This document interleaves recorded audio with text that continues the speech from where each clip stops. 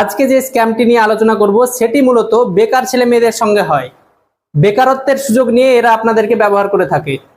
এরা প্রথমে আপনাকে কল করবে, কল করে বলবে আপনি কাস্টমার কেয়ারে চাকরি পেয়েছেন। কাস্টমার কেয়ারে চাকরি পাওয়ার জন্য তাদের অফিসে আপনাকে ডেকে পাঠাবে, আপনাকে সমস্ত ডকুমেন্টস নিয়ে ডাকবে।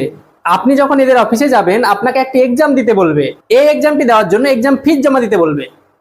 তারপর আপনি যখন এক্সাম দেবেন দেখবেন কোশ্চেনগুলো প্রায় ইজি, আপনি সমস্ত কোশ্চেনের অ্যান্সার করবেন।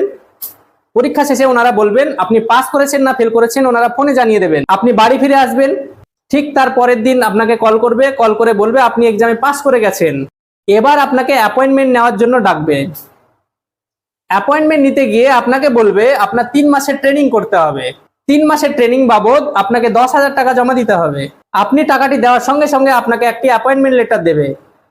পরের দিন যখন আপনি জয়েন করতে যাবেন গিয়ে দেখবেন সে অফিসটি আর নেই। ফোন কলে চাকরির খবর কখনো বিশ্বাস করবেন না। চাকরি পাওয়ার জন্য অফিসিয়াল নোটিফিকেশন ফলো করুন। সতর্ক থাকুন, সাবধান হন। এই রকম আরো সতর্কতামূলক ভিডিও পেতে আমার চ্যানেলটি সাবস্ক্রাইব করুন। জয় হিন্দ।